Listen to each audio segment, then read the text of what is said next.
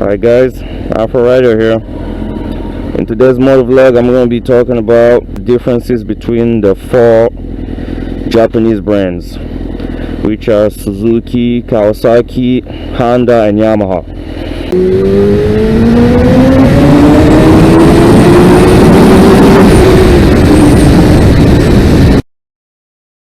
And in this video, I'm specifically talking about the super sport bikes, which are the 600 and the 1000 cc's. And I'm also going to tell you, the differences and why people choose one over the other. Yeah, first I'm going to start with Honda because it's the first super sport that I owned. I had a 600 RR like 5 years ago. What I'm going to tell you about the Honda 600s, I mean, they're the smoothest in all of those four brands. I mean, Honda's ride smooth, the power delivery is smooth. I mean, you don't get hit with like a power. You don't get hit with the power like the Yamahas or the Kawasaki's do. But I mean, the ride is really smooth and they're the easiest to ride. That's why a lot of people like to talk shit about Hondas, you know, saying they're not powerful, whatever. But you know, they are powerful. They just don't hit you as hard as the others do. I mean, they're very smooth. They ride very smooth. They're very nice. But I mean, most people just don't like them because they think they're not powerful enough, which they're not. But that's not the point. Honda built the 600 RRs and the 1000 RRs for the street, so they make them easy to ride on the streets. They didn't make them as track bikes. So I mean, it's all a matter of preference, man. What you like, and also before I even get to the comparison, all Japanese brands are as reliable as the next one. They are all reliable, man. All of them. I don't care about people talking about Hondas, Yamahas are more reliable. No, I don't care about that. They are all as reliable as you can get. All of them. From Honda, Yamaha, Suzuki, and Kawasaki. They've been in this business for a long time, so they know what they're doing, and they're 10 times more reliable than the Italians and the Germans. So we can get that out of the way now. Yeah, that's what I think about Hondas. I mean, it might depend on the year or whatever, but in general, that's their philosophy, you know, to build a smooth sport bike and, you know, easy to ride. The next one is going to be Kawasaki. Kawasaki is all about power, man. If you want the most powerful sport bike out there, that's Kawasaki. Every year, their bikes have the most power out of all the Japanese. And it's what they built their company on. It's like their philosophy when it comes to sport bikes.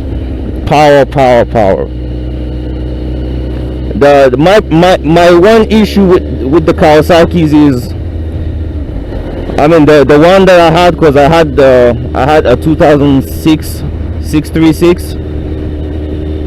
The one problem that I had with that bike was the front end. The front end did not inspire me any confidence. Because first of all, it didn't have a steering damper, and also, I mean, in corners I just didn't feel confident, you know, leaning the bike over as much on the Kawasaki.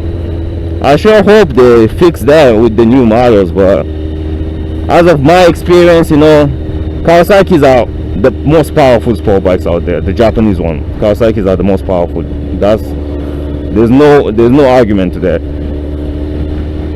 But I mean, they're not the best in the handling department, you know. So yeah, that's my thought on the Kawasaki. Yamaha is the best handling bike, you know. They're not the most powerful. They are most powerful than Hondas, but they're not as powerful as Kawasaki's. You know, they lack some power. But handling wise, I will say they're the best handling in all four of them. That's why a lot of people use them in racing, you know. even from the 600 series to the 1000 series. That's why there are a lot more Yamahas out there in racing, because they just handle the best.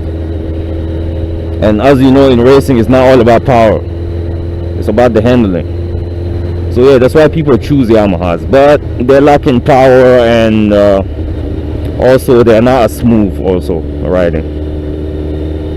And now I'm gonna come to my last one, which is Suzuki. Suzuki is one of the best sellers in the United States. You can go check the numbers. That's why you see Gixxers everywhere. I know people like to talk shit about Gixxers, they're everywhere, whatever, but there's a reason to that, man. They're not. I mean, if something, that's why you see Camrys and Honda Accords everywhere, because they're reliable and people trust them. That's why you see them everywhere. And the fact that you see something everywhere, people don't think it's exclusive no more, you know, and people start talking shit about it because it's everywhere. But there's a reason it's everywhere, because it works and people trust it. Same thing with Suzuki. Gixxers are everywhere. That's because Gixxers are kind of a mix of all the other three brands. They're very smooth, a little bit like Hondas.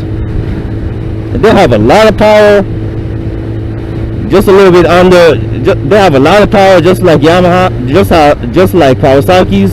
I think Suzuki's are like the number 2 power-wise. From Kawasaki, Suzuki, Yamaha, then Honda. So they have a lot of power. Also, they handle great. They handle great, man. And one thing that I like about them is in high speed, man, like go over like 150, 160. Yeah, those Suzukis are so stable in high speed.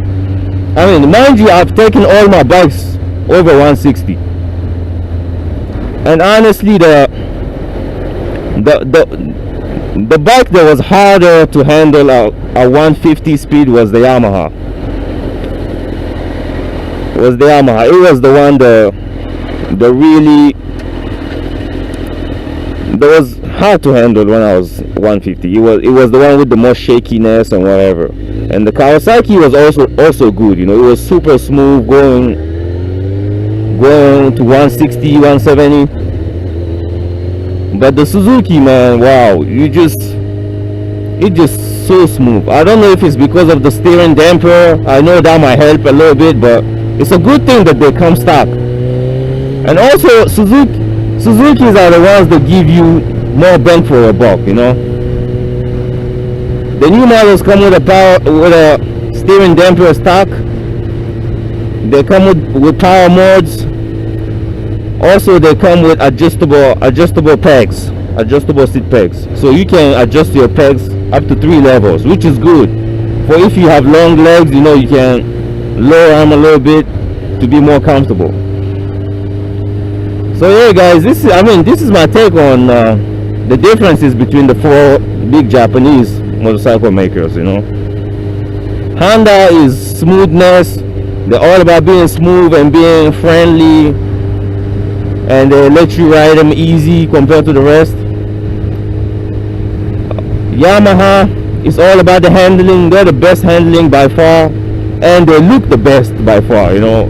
Who doesn't like the look of a R6 or the R1, man? They look the best.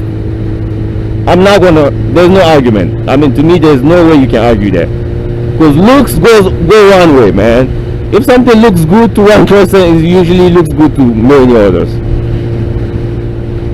And number 3 is going to be Kawasaki. Kawasaki is the most powerful also, you know. Any Kawasaki, every year Kawasaki comes out, they have more power than their competitors every year. You know, it's just what they're all about. So if you want a bike for easy wheelies and whatever, man, drag racing, Kawasaki is your bike. If you want a bike for racing, you know, you want handling, Yamaha. Number 4 is going to be Suzuki. If you want a bike that does it all, if you want a bike that does everything, Suzuki is your bike. They're super comfortable compared to the rest. I mean, in sport bike standards, you know, they're super comfortable. I mean, they're really powerful. They handle great. They're smooth. I mean, they do everything good, you know. I mean, they don't do one thing better than the rest, but they just do everything good. As opposed to, you know, when you choose Honda is smooth, but you know, there's no power, you know, you don't get the top speed you want. Or when you go for Kawasaki, where you have the power but it's not smooth and it doesn't handle good. Or Yamaha, where you know it handles good but in high speeds you're not confident, you know, stuff like that. But Suzuki just does everything, man. In high speed you get the confidence you need. Oh shit, I'm going back. Or you know, Kawasaki, yeah, Suzuki, it's not that I'm supporting it, it's just like I tell you, I don't prefer any brand. I buy my bikes by the deals, yo. I don't go and choose one specific brand. I get a good deal on one bike, that's what I'm getting. I like all Japanese brands. I think Japanese do make the best shit, most reliable. They're the cheapest to do the services on. You can get the parts for cheap compared to the Italians and the Germans, and I mean, they just work. So yeah guys, this is my take on the differences between those four brands. So whenever you're looking to buy something, you gotta know what you want to use it for, you know. If all you care about is the looks, you go for the bike that looks better to you. If you care about handling, power, or even all around, you know. If you like to talk shit about one specific brand of motorcycle because they're everywhere, just be exclusive. Go buy yourself a $20,000 Ducati. That's for sure. You're not going to see many of them on the street. So, but yeah, like I said, don't go buy a Japanese bike and thinking you're going to be exclusive or you're going to be the only one riding it. It's not going to happen. A lot of other guys going to buy it. So the people talking shit about Suzuki's being everywhere and they go buy a Honda or Yamaha, I don't see your point. If your only reason for buying a bike is because there isn't a lot of them, you know what brands to go buy. Alright, don't try to justify your bullshit by buying a Japanese bike and trying to be exclusive. Alright guys, I'm out.